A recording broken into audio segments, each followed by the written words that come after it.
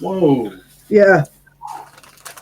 Dr. Parmjeet Parmer. Thank you, Madam Speaker. Madam Speaker, I rise to endorse the recommendations made by the Privileges Committee. As a member of the Privileges Committee, I can say, Madam Speaker, that the Privileges Committee gave thorough consideration to the question of privilege that was referred to the Privileges Committee towards the end of last year. Madam Speaker, the incident relates to the question of privilege that actually rose after the incident that happened on 14th of November 2024 in the House. This was after the first reading debate on the principles of the Treaty of Waitangi Bill, and it was when the vote was being called for. And when the Party Māori party stood up to cast its vote, Mr. Speaker, at that point, Hana-Rawhiti Maipi-Clarke, after casting its vote, started doing Haka. And Mr. Speaker, the Speaker in the chair at that time stopped her from doing that, but she didn't stop, but instead she stepped onto the chamber floor and proceeded towards ACT Party members.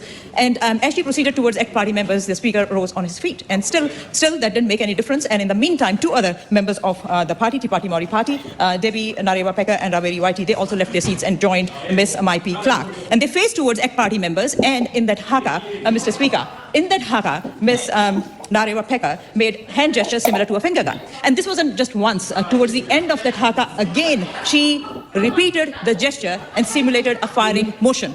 Mr. Speaker, it's a very important point to note here. And as I said, that as a member of the Privileges Committee, I can say that we gave thorough consideration to this question of privilege. And we did go through the video footage. So we did see ourselves that those were the gestures made by Ms. Ngarewa-Packer towards ACT Party members. And when they were doing that Haka, and when they were making those gestures, they were very, very close to the front bench of the ACT Party members. Mr. Speaker, it was really good that we had the video footage because that happened here in the House. And we also invited the members to come before the Privileges Committee for hearings. We gave 30 minutes to each members because we wanted to give fair opportunity to all these members to come and answer the questions that members had. And it wasn't just once that they were sent this invitation. It was more than once, twice, and they declined that invitation to appear before the Privileges Committee. Mr. Speaker, I know that this is a place where we don't always agree on ideas that we debate. We disagree on ideas, and sometimes we strongly disagree on ideas. But we do that through constructive debate, not through physical actions or intimidating physical actions.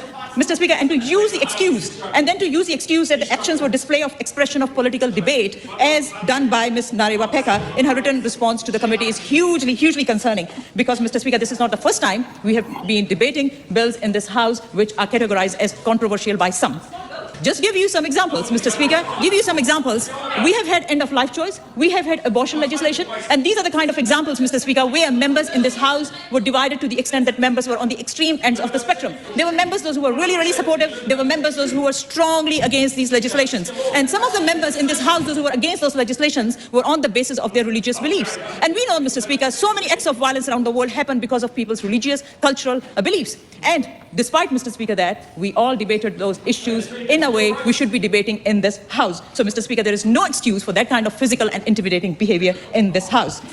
Going back to, Mr. Speaker, the invitation that was sent by the Privileges Committee to the three members. And yes, I fully understand that members are not obliged to accept the invitation sent by the Privileges Committee, but it wasn't a simple decline. It wasn't a simple decline, Mr. Speaker, because what they did was they declined the invitation and they said that they're going to conduct their own independent hearing. I also heard, Mr. Speaker, they said that the Privileges Committee is a silly little committee with its silly little rules. They called the Privileges Committee a kangaroo court. They called the Privileges Committee a kangaroo court. And Mr. Speaker, I say this, I ask this, and if all these actions and all these comments are not undermining the processes that we have in place, Mr. Speaker, then what was that? What was that? What were those actions and what were those comments? And then the members stated, all right, thank you, members. Stated that the members of the Privileges Committee needed to understand... Members, order. Members, I know it's a robust debate, but at this point it's rather difficult to hear the member.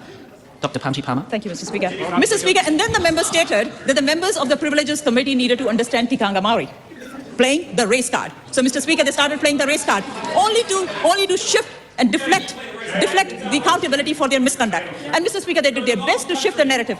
And I want to acknowledge at this point that discussions around race and equality are important. But when members start using race as an excuse... Point of order.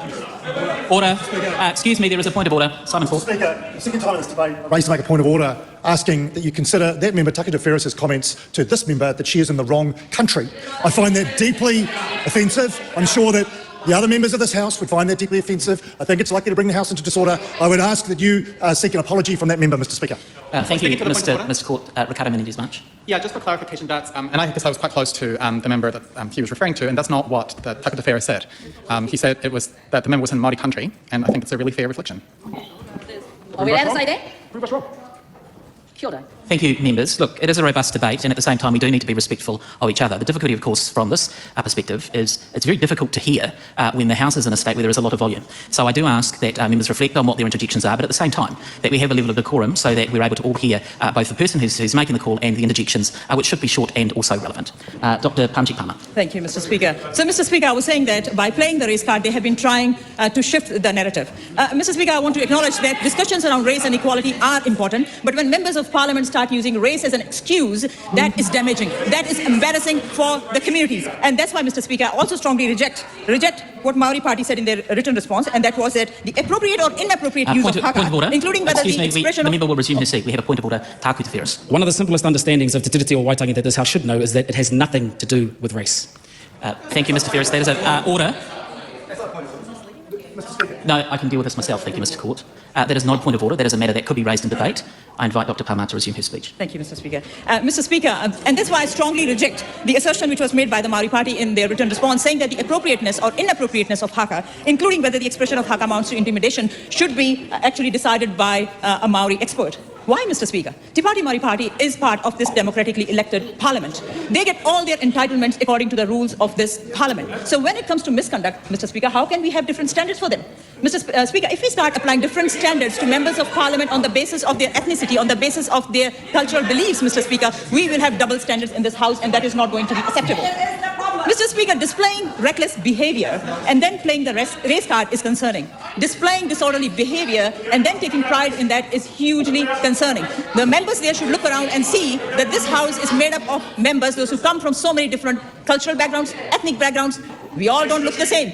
And that doesn't mean we start using our cultural beliefs, our ethnicity to justify misconduct in this House. Mr. Speaker, finally, I want to say this, Mr. Speaker, this was not about Haka per se. I want to repeat this. This was not about Haka per se. This was about the timing. This was about the manner. This was about the disorderly behavior. This was about those hand gestures simulating a firing motion. And Mr. Speaker, the recommendations made by the Privileges Committee do justice to what happened in the House. And they reflect the seriousness of the matter. Anything less would have diluted the seriousness of that matter. And I do not understand, Mr. Speaker, despite the race card being played, I do not understand this, Mr. Speaker, despite the race card being played, how accountability can be interpreted differently. How accountability can be interpreted differently. And that's why, Mr. Speaker, I commend the recommendations made by the Privileges Committee to the House. Thank you.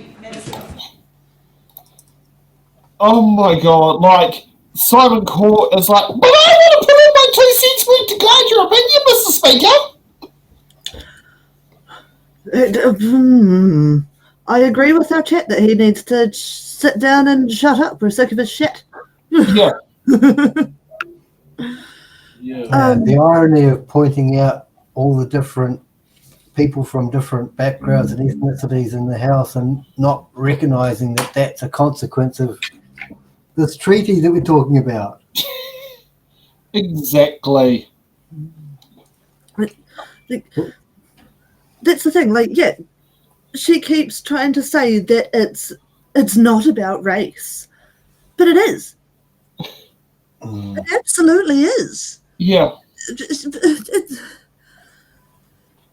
The entire thing is about trying to disband and rewrite the treaty. Of course it's about race. People think that there are elite Māoris. There are not. There is not some gravy train. Put it this way, the gravy train they're talking about probably departs from platform 11 at Wellington train station. Anyone with a brain knows that platform 9 is the last one with train tracks. Platform 10 is a replacement bus. So this train, this gravy train with all these elites on, must be departing from platform 11 at Wellington train station. Well, anyone who lives in Wellington with a brain, people outside of Wellington might not know this. Give them a chance. That's all right. I mean, Wellington is only the largest train station by platform numbers in New Zealand. Britomart only has 5. Well, However, I do think Papakura has 4. Oh, wow.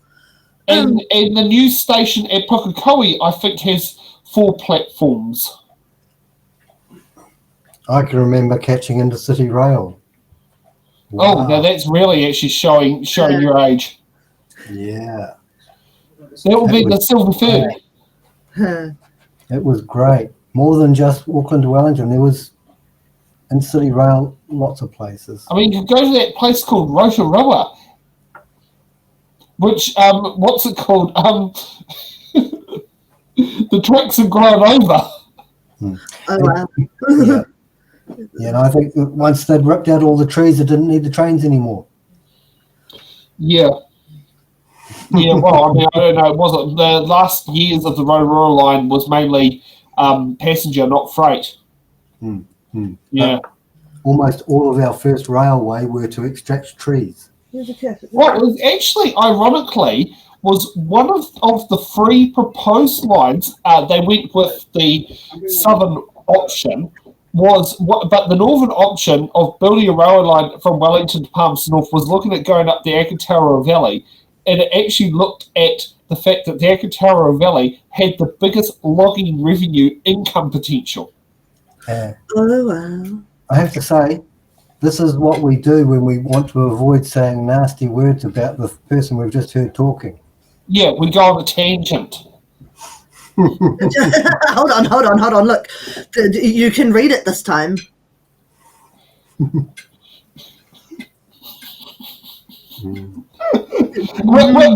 Stacey, we'll do a big shot of that. Okay, I think we got the message. Yeah. Okay. Anyway.